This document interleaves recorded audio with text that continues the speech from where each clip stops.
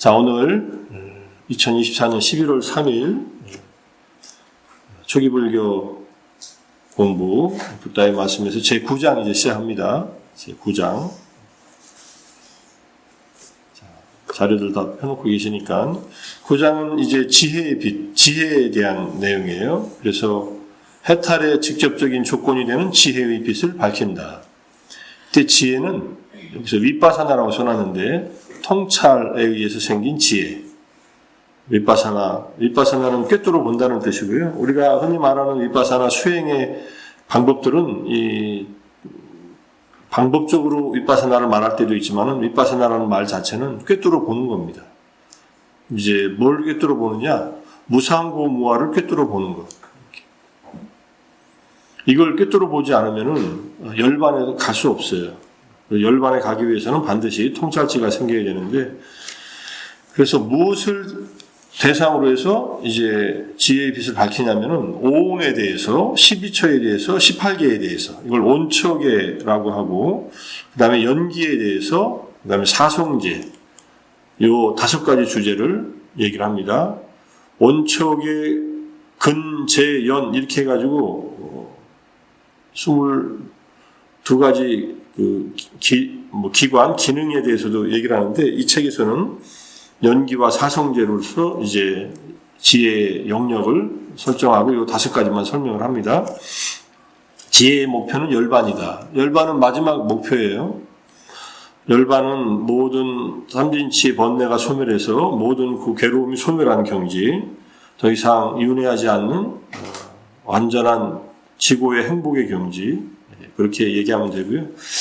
우리가 불교 수행을 해서 불교 공부를 해서 도달하려고 하는 마지막 목적지를 말합니다. 그래서 그것까지 이제 9장에서 설명을 할 겁니다. 그래서 이제 5개 부분으로 나눠져 있는데, 빛의 이미지로서 지혜, 빛으로서의 지혜와 칼로서의 지혜, 2가지 가르침이 있고, 지혜의 조건에 대한 얘기, 지혜의 조건은 삼매를 닦는 것, 바른 견해의 경에서 사리푸타 존자께서 바른 견해를, 바른 견해가 바로 지혜거든요. 8정도에서 정견. 그 다음에 지혜의 영역으로서 오온, 6처 또는 12처, 그 다음에 18개 연기, 사성제 방식으로 지혜의 영역을 설명하고, 지혜의 목표는 열반이다. 이렇게 해서 열반이 무엇인가, 열반의 동의어는 무엇인가, 열반의 토대, 또 태어나지 않은 것, 우다나에 보면은 열반은 실제로 있다. 있기 때문에 열반에 들어가는 것이지, 없다면 어떻게 우리가 열반의 경지에 들어가겠느냐, 이런 얘기를 하시고, 만들어지지 않은 것, 형성되지 않은 것, 태어나지 않은 것, 이런 세계가 있다. 이렇게 설명하시고, 그 다음에 열반의 2가지 요소는 유효열반과 무효열반. 살아서 경험하는 유효열반, 번뇌가 소멸한 열반과 마지막 이제 죽음의 순간에, 우리가 볼 때 죽음의 순간이죠. 네, 엄밀하게 말하면 아라한이나 부처님은 죽음이 없어요. 죽음의 순간이 우리들하고 다르게 경험을 해요. 어쨌든 무효열반의 순간, 이제 칸다 파리 니빠나에서 오온의 이제 소멸과 함께 오는 무효열반 2가지 요소가 있습니다. 그 다음에 타는 물이 꺼진 것과 같고 속을 알 수 없는 깊은 바다와 같이 열반의 경지는 헤아리기 어렵다. 이렇게 얘기를 합니다. 자, 이렇게 해서 이제 하나씩 공부를 하겠습니다. 자, 먼저 집중과 지혜인데, 고요하고 집중된 평온한 마음, 이게 삼매를 이룬 마음입니다. 절에 오셔서 기도를 하시거나 절을 하시거나 또는 부처님 전에 여러 가지 정진을 하면은 마음이 평온하고 안정되죠. 좌선하셔도 그렇고, 그 마음을 바탕으로 이제 통찰, 지혜가 이제 일어나게 됩니다. 자, 평온한 마음이 일어나면, 우리 마음이 안정되고 고요하게 가라앉으면은 현상들은 우리 몸과 마음의 경험들이에요. 이것들이 생겨나서 사라지는 것을 보게 됩니다. 이제 한 세상 다 살으면 인생이 무상하다 이렇게 생각하는 것은 관념적인 무상이에요. 진짜 무상을 보는 것은 매 순간마다 생겨나고 사라지는 것들이 보여야 돼요. 보이세요? 자기 몸에서, 자기 마음에서 끊임없이 순간순간 생멸하는 이 심신의 경험들이 정확하게 보여야 돼요. 근데 우리는 머리로 생각을 통해서 알려고 그러고 그 다음에 개념으로 이해하려고 그래요. 무상하다 하면서. 그거는 관념적으로. 그러니까 실제로 무상한 것을 꿰뚫지 못하게 돼요. 그럼 언제까지, 어느 정도 수행해야 이 생겨나고 사라지는 것을 아느냐 하면은 윗바사나 수행이 잘 진행돼서 찰나삼매라는 순간순간 이 관찰 대상에 마음이 집중되는 순간이 올 때, 그때 마음이 가라앉으면서 5가지 덮개가 가라앉고 현상들이 생겨나는 순간, 사라지는 순간들이 보이기 시작합니다. 지금 눈으로 봐서 보이는 것 같은데 우리 눈으로 봐서 보이는 것들은 겉모습만 보이고 진짜 몸에서 마음에서 일어나는 것들은 실제로 일어나는 것들이 이제 관찰이 돼야 이게 보입니다. 이것은 수련을 해야 돼요. 훈련을 해야 되고. 자, 지속적인 관찰과 탐구 조사. 지속적인 관찰은 이걸 아누빠사나라고 합니다. 수관이라고도 하고. 이것을 이제 우리가 4년초 앞에서 배웠지만은 신수념 또는 신수관, 신수심법 4가지에 대해서 각각 지속적인 관찰을 해야만 이제 이 윗바사나의 통찰이 일어납니다. 지속적인 관찰과 탐구 조사는 현상에 대한 담마들에 대한 더 높은 통찰 지혜를 일어나게 한다. 이 더 높은 통찰 지혜를 통해서 이제 무상고무화를 꿰뚫어 보게 됩니다. 지혜는 추진력을 모은다. 이 말은 지혜가 생기기 시작하면요 더욱더 지혜로워진다는 그런 뜻이에요. 지혜의 힘이 계속 가속화된다. 수행을 하는 것을 이제 이렇게 이해할 수 있습니다. 이제 강물이 흘러내려오는데 거센 강물을 거꾸로 수용을 하거나 노를 저어서 올라가는 것과 같은 노력이 필요해요. 한강물이 천천히 흐르면 거꾸로 노조가 올라가는 거 어렵지 않지만 만약에 홍수가 나서 급류가 흐르면은 그 물을 거꾸로 수용해서 가거나 배를 타고 올라가는 것은 쉽지 않겠죠. 갈 수 없는 건 아닙니다. 힘 있는 사람 여럿이서 같이 조종을 사든 배를 타고 올라가면 되는데 간단치 않습니다. 근데 물을 따라 쭉 올라가면은 상류까지 가면은 물이 거의 흐름이 아주 약해져요. 물론 물 깊이도 얕아지겠지만 이제 그렇게 올라가서 나중에는 이제 저쪽 물 이게 위로 올라가서 이제 저쪽으로 떨어지는 물 쪽으로 가면은 거기서는 힘을 안 들이고도 그냥 속도가 붙어서 가속도로 이제 내려갈 수 있다는 얘기예요. 지혜가 점점 추진력을 모아서 우리 사물의 본질 속, 이때 사물은 아까 말씀드린 5온, 12처, 18개, 우리의 몸과 마음의 모든 경험들의 본질 속으로 더욱더 깊게 꿰뚫어 봄으로써 깨달음이라고 일컬어지는 충만하고 포괄적인 이해의 절정에 도달하게 됩니다. 이때 깨달음을 삼보디라고 그래요. 우리가 아누따라 삼마 삼보디라고 하지 않습니까? 안욕따라 삼명 삼보디라고 읽는 그 부처님의 깨달음. 안우따라, 우위 없는, 안우따라는 더 그보다 높은 상태가 없는 삼마, 완전한 삼보디, 깨달음. 그래서 삼보디라는 말은 부처님에게만 쓴 말은 아닙니다. 삼보디는 아라한의 깨달음이 있고 벽지불의 깨달음이 있고 부처님의 깨달음이 있어요. 그래서 삼보디는 3가지 종류가 있어요. 그래서 아라한 제자들의 삼보디 깨달음, 벽지불의 깨달음, 붓다의 깨달음. 붓다의 깨달음이 가장 깊고 그 다음에 벽지불이 그 다음이고 그 다음에 아라한이 그 다음입니다. 이걸 우리는 대승에서는 성문, 연각, 고살 이렇게 3승이라고 얘기합니다. 법화경에서도 나오고 대승경전에 다 나오는 얘기예요. 여기서 깨달음은 아라한의 삼보디라고 이해하시면 되고 아라한의 삼보디를 얻어야 붓다가 되고 벽지불이 되는데 벽지불이나 붓다들은 더 깊은 깨달음의 영역이 있다. 이렇게 보시면 돼요. 왜 벽지불의 깨달음이 더 깊냐면요. 이제 앙구타라니카야 웰라마경에서 보면은 100명의 아라한들에게 공양을 올리는 것보다 한 분의 벽지불에게 올리는 공양이 더 공덕이 크다. 이렇게 얘기합니다. 100대 1이에요. 그러니까 100명의 수타원에게 공양을 올리는 것보다 한 명의 사다함에게 공양을 올리는 것이 공덕이 크고 100명의 사다함보다 한 명의 아나함 100명의 아람보다 1명의 아라한, 100명의 아람보다 1명의 벽지불 이렇게 돼요. 그러니까 벽지불이 깨달음의 깊이로 보면 더 깊습니다. 벽지불은 뭐 여기서 나왔으니까 아라한들은 부처님의 가르침을 직접 간접적으로 들어서 스스로 깨달아 모든 존재들인데 가르침을 거의 안 듣고도 아라한이 되는 존재들이 있어요.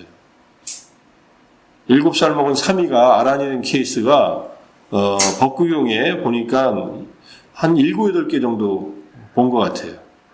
더 있을 수도 있는데 어떤 사미는 출가하려고 어머니가 우리 아들 출가시키니까 스님이 좀 맡아서 키워주세요 했는데 이 스님은 깨닫지 못했어요. 근데 이제 7살 사미를 데려왔으니까 머리를 깎아주려고 칼을 이렇게 대는 순간에 수타원이 돼요.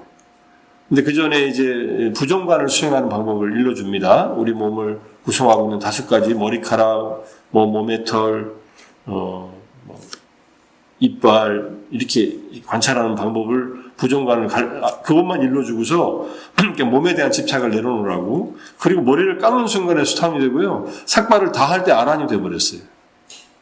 이 7살 먹은 꼬마 아이가 뭘 배운 것도 없어요. 그냥 그 법문만 듣고 뭐 그런 케이스도 있고요.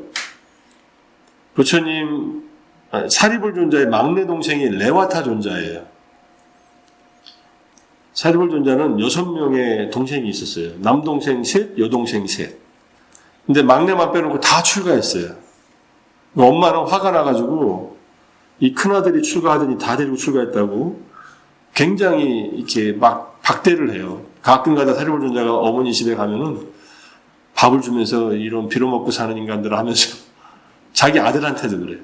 아무 소리 안 하고 사리불 존자는 다 견디고서 있는데 막내가 출가할 때가 온 것을 아세요. 사리불 존자가. 이게 삼보디 얘기하니까 하나만 더 말씀드릴게요. 레와타 존자가 7살이었어요. 자, 레와타 존자가 7살이고 사리불 존자는 출가하고 부처님 법을 만났을 때 이미 한 40 정도 됐을 때예요. 40도 넘었겠네.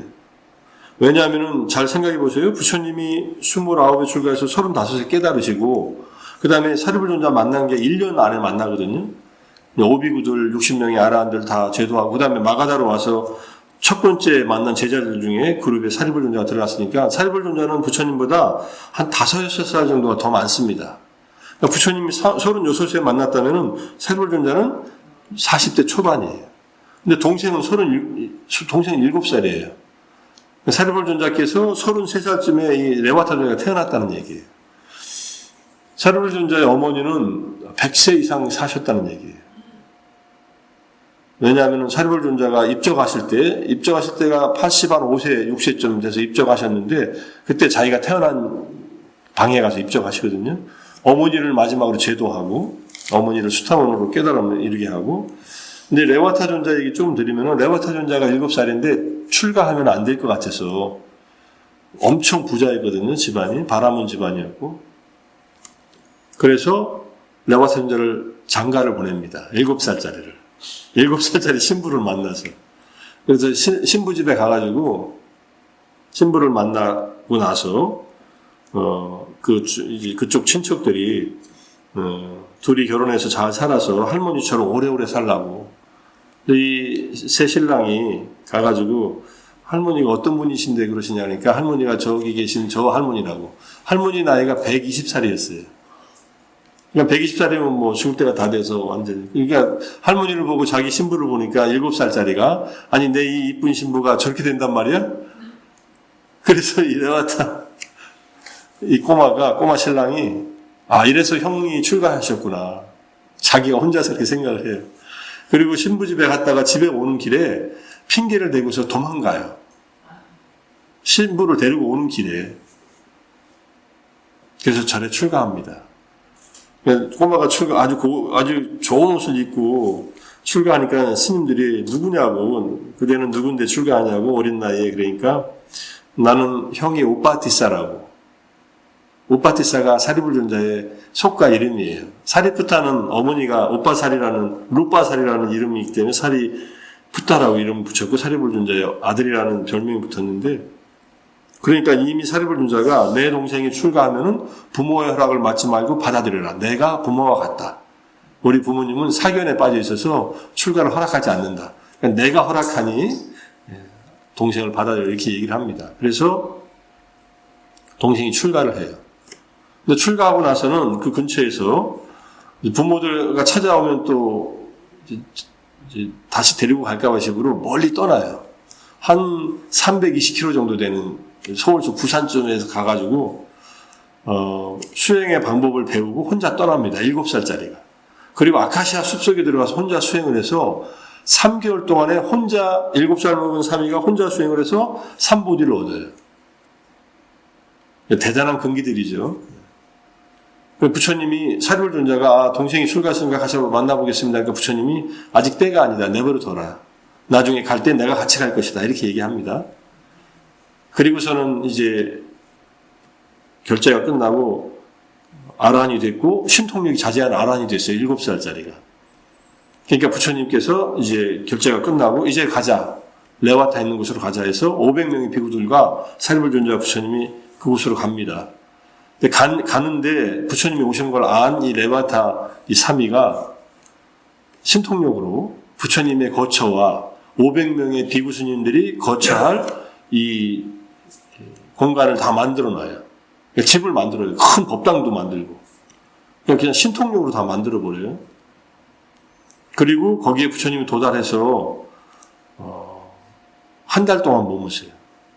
그리고 그때 같이 간 그 어린 사미 중에 하나가 아란이 된 사미가 있었는데 이 사미가 부처님을 제외한 가장 공덕을 많이 쌓아가지고 가장 공양을 많이 받는 그 사미가 같이 가요. 그러니까 한 달 내내 공양물이 마을 사람들과 천상에서 온 공양물로 스님들이 아주 잘 지내요. 뭐 그런 얘기가 있어요. 그래서 이 깨달음을 얻는 것은 지금 우리가 설명하는 방식대로 하는 것은 그런 과거에 인연이 있어도 약했거나 금생에 우리 스스로 노력을 해서 이 깨달음을 얻어야 되지만 이미 과거생부터 수행을 한 분들은 스승의 가르침이 아무리 적다 하더라도 담마, 법을 만난 인연이 피어나서 언제든지 깨달음을 얻을 수 있다 이거예요. 자, 이 말을 제가 왜 말씀드리냐면 아무래도 이 생에는 이게 깨달음을 올 것 같지 않다. 내가 이제까지 근기를 보면 그러면 이 생에 소원을 세워야 돼요. 내가 다음 생에는 불법을 만나서 이제 뭐 이산선사 발언문에도 아이로서 출가하여 이런 말이 나오잖아요. 그런 소원을 세우는 거예요. 그래가지고 빠르게 불법을 만나서 일찍 깨달음을 얻겠다. 이렇게 원을 세우라는 거예요. 원을 세우면 그렇게 되느냐? 그렇게 되는 방향으로 이게 삶이 전개가 돼요. 그래서 깨달음에 이제 법을 공부하고 그 다음에 바르게 공부한 다음에는 나도 그 레와타 존재처럼 어린 나이에 출가해서 아라한이 되고 싶다. 아라한이 되었으면 좋겠다라고 마음을 먹고 있으면은 그쪽으로 우리의 삶이 이렇게 연결된다는 거예요. 그래서 우리 연세가 많이 드신 우리 보살님들이나 고사님들은 원을 세우셔야 돼요. 그 원들을 이미 언제 세운 원이냐면 이 레와타 존자도 과거불이 24분이 있었는데 10번째 과거불이 빠두무따라라는 그런 부처님이 계실 때 서가모니 부처님의 대부분 많은 제자들이 그때 원을 세운 분들이 서가모니 부처님 시대에 태어나서 서가모니 부처님을 스승으로 해서 깨달음을 얻습니다. 라울라 존자, 야소다라, 그 다음에 마하카사파 대부분의 많은 제자들이 그 당시의 인연이에요. 그러니까 오랜 인연이에요, 사실은. 그래서 우리가 법을 배울 때는 그렇게 해서 원을 세우면 그 원이 결국은 수행을 통해서 나중에 완성되는구나 이렇게 마음을 먹으시고 가시는 순간까지 우리가 그 원을 잘 유지하고 그 다음에 일상에서 수행을 하면서 이렇게 살면은 그렇게 되지 않겠습니까? 그래서 우리가 깨달음을 목적으로 해서 그렇게 원을 세우고 수행하면은 점점 가까이 간다 이렇게 이해할 수 있고요. 지혜는 빨려는 빤냐예요. 한문 반냐는 빤냐에서 음사한 말이라는 걸 알 수 있겠죠. 빨려로 빤냐, 한문으로 반냐라고 번역하고 중국어로 발음은 뭐 반야라고는 하진 않겠지만은 우리말 발음하고 반야하고 빤야는 비읍이 쌍비읍으로 된 것밖에 없잖아요. 그죠? 그러면 산스크리트로는 뿌라주냐 또는 뿌라기아나 이렇게 있습니다. 뿌라주냐라고 있는 게 기본 발음이기도 하지만 뿌라기냐 이렇게도 읽어요. 그래서 우리가 말하는 대승의 반야바라밀경 또는 뭐 반야신경은 반야경 중에 하나이지만은 금강 반야바라밀경 뭐 이런 반야바라밀 문헌이 있는데 거기서 말하는 뿌라주냐와 같은 뜻입니다. 반야바라밀 할 때 반야에 완성해가지고 뿌라주냐 파라미타는 이제 6바라밀의 정점에 있는 반야의 완성을 말하고, 자, 깨달음의 길로서 주요 도구는 이 빤야 또는 뿌라주냐의 개념. 이것은 대승불교 문헌에 기원하지 않고 초기 불교 가르침에 깊이 뿌리박고 있다는 것. 불광법회를 이제 시작하신 광덕 큰 스님께서 반야바라밀 결사를 하셨잖아요. 그리고 보현행원으로 보리 이루리라고 하는 그런 원력을 세우셨고, 큰 스님 가신 지가 25년 됐는데 지금 뭐 불광법회는 좀 여러 가지 문제가 있지만은 점점 정리돼가는 듯한 느낌이고, 거기도 불광법회라는 그 법회가 이 삼보법회하고 같은 취지로 만드신 거예요. 그런데 스님이 만들었기 때문에 스님이 권한이 있는 것 같지만 실제로는 그렇지 않고 불광법회에다 권한을 남겨놓은 거예요. 불광사는 불광법회를 보는 장소일 뿐이에요. 여기 삼보정사가 삼보법회를 유지하고 운영하는 이 장소이듯이 그렇게 해가지고 했는데 거기는 너무 강남에 있고 덩치가 크니까 이게 분란이 생긴 거예요. 절의 소유권 문제로. 어쨌든 안타까운 일이지만은 잘 해결되기를 바라고, 금년 내년쯤에는 뭐 해결될 것 같다고 얘기를 하더라고요. 거기는 일요법회에 500명 정도 와요. 지금 그 상황에서 절에서 하는 법회에는 몇십 명 오고 불광법회 지하에서 하는 법회에는 500명 옵니다. 그래서 제가 몇 달 전에 가서 한번 법회 한 적이 있어요. 초기불교 수행에 대해서 많이 오시더라고요. 아마 살아날 거예요. 거기대로.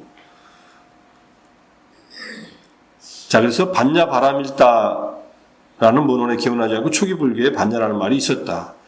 자, 그리고 이제 반야바라밀다는 서양에서는 약간 이상한 이미지로 비춰진 경우가 있어요. 대승불교에서 이 크레이지 위즈덤이라는 말을 쓴 분이 있어요. 초감 트룽파 림포체라고 미국의 티베트 불교를 전한 최초의 림포체 중에 한 분인데, 콜로라도 볼더라는 곳에서 이제 샴바라라는 수행센터를 세우고 그 다음에 나로빠 대학이라는 것을 만든 분이에요. 근데 이분이 술을 너무 좋아해서 나중에 술 마시다가 장파일로 돌아가신 분이에요. 근데 술을 마셔도 지혜는 있다라고 해서 그런 크레이지 위즈덤이라는 말을 이분이 처음 쓰셨어요. 미친 듯한 지혜죠. 우리말로 하면. 근데 광인처럼 보이는 지혜인데, 근데 실제로 초기 불교의 지혜는 굉장히 차분하면서도 날카로운 지혜예요. 그리고 지혜로운 분들은 이제 계를 깨질 않죠. 그런 의미에서 이제 그런 서양의 그 크레이지 위즈덤이라는 그런 전통이 있으니까 초기 불교는 다르다는 것으로 이제 강조를 하시고, 비구 보지 스님이 그다음에 이제 경전 속에서 빛의 이미지, 칼의 이미지로서 지혜를 얘기합니다. 첫 번째 앙구타라 니카의 광명경에서 지혜는 빛이다 이렇게 얘기합니다. 세상에는 4종류의 빛이 있다. 지금 낮에는 어떤 빛이 가장 밝죠? 태양빛이죠. 태양빛에 비유할 것은 아무것도 없습니다. 태양빛이 뜨면은 아무것도 저 빛을 당할 수가 없어요. 그 다음에 밤에는 달인데 보름달, 그죠? 보름달이 뜨면은 환해요.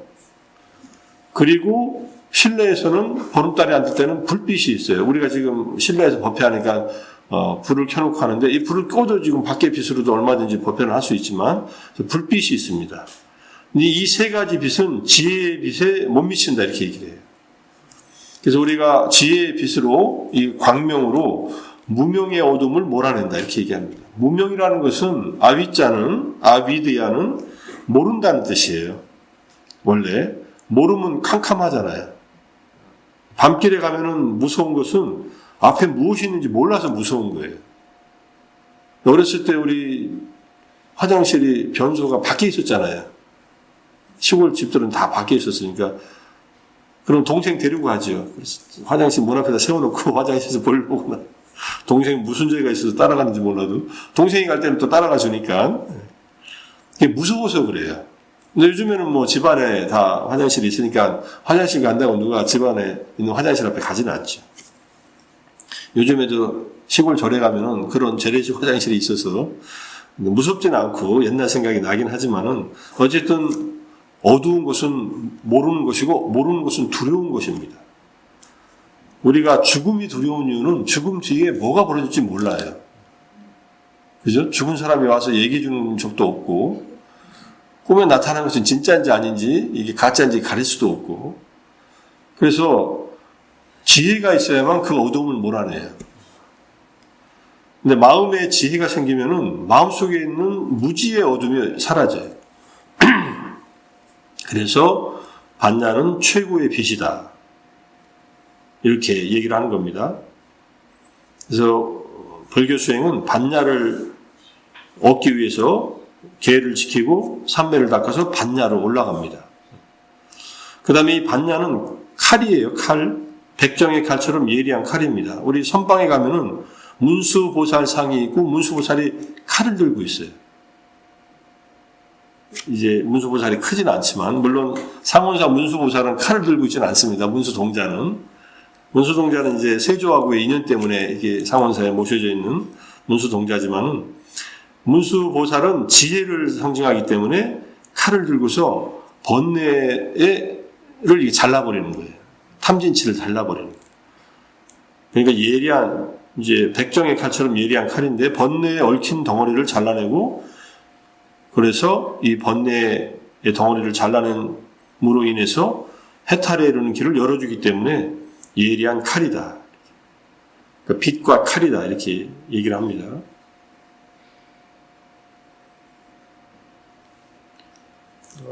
우리는 순간순간 마음의 흐름 속에서 번뇌가 생기기도 하고 번뇌를 알아차려서 지혜가 생기기도 합니다. 우리가 대승불교에서 유명한 말 중에 하나가 번뇌 즉 보리라는 말이 있어요. 번뇌가 보리다 이런 뜻이에요.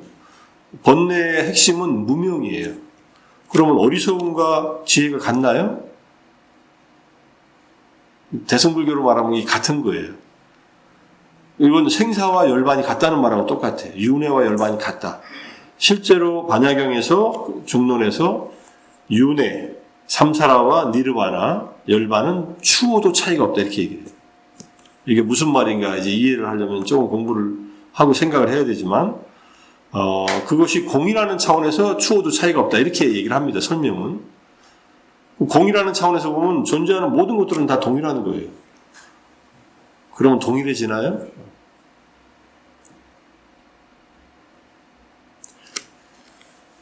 대승불교의 그런 가르침들이 대승의 근본을 이루고 있지만은 그 의미를 깊이 있게 파고 들어가서 만약에 번뇌와 보리가 둘이 아니라면은 번뇌를 깨고 나서 얘기를 해야 돼요. 번뇌에 빠져 있으면서 얘기를 하면 안 돼요. 예컨대 내가 함정에 빠져가지고 이렇게 못 나와요. 가슴까지 이렇게 어떤 빠져나올 수 없는 수렁에 빠졌어요. 근데 내가 빠져 있는데 나 수렁에 빠져 있지 않은 것과 수렁에 빠져 있는 거 똑같아 이렇게 말하면은 말이 되나요? 나오면 되죠. 그래서 번뇌를 벗어나고 나서 그 얘기를 이제 할 수 있는데 물론 그것을 믿고 중생이 본래 부처라는 것을 믿고서 본래 수행하는 것이 대승이고 초기 불교는 중생으로서의 지금 있는 번뇌들을 낱낱이 잘라내면서 이제 깨달음으로 아라한의 깨달음으로 올라가는 게 초기 불교의 가르침이지만은 대승불교적으로 얘기하는 것을 잘 이해를 해야만 지금 내가 서 있는 위치를 파악하고서 수행할 수 있게 돼요. 이거를 관념적으로만 이렇게 이해해서는 안 됩니다. 실제로 나에게 내 마음을 얽어매고 있는 번뇌가 무엇인지를 순간순간 알지 못하고 있으면은 번뇌 속에 있는 거예요. 깨닫지 못한 그런 중생의 삶을 세세생생 살아가는 겁니다. 머리까지 이 땅에 묻힌 채로 몸이 자유롭다고 외치는데 하나도 자유롭지 않은 거예요. 그래서 이 지혜의 칼로서 번뇌에 얽힌 덩어리를 잘라내라, 이런 뜻입니다. 이것은 정신적인 훈련을 통해서 일어난다. 정신적인 훈련이 사마타와 윗바사나, 사마타를 전제로 한 윗바사나를 통해서 이 지혜가 일어난다는 뜻이고, 우리 존재하는 것들의 진정한 본질을 밝히고 마음의 정화와 해방을 반야에 의해서 완결하게 된다, 이렇게 얘기를 하는 겁니다. 자, 이렇게 설명하고 나서 이제 이렇게 설명을 합니다. 현대 불교문은, 이게 보지스님이 미국에서 쓰신 책이니까 대중적으로 반야의 두 개념을 다룹니다. 첫째, 반야는 비개념적이고 비추론적이며 모든 논리적 사고의 법칙을 허용하지 않는 인식 상태. 이게 대승불교에서 말하는 반야의 개념이에요.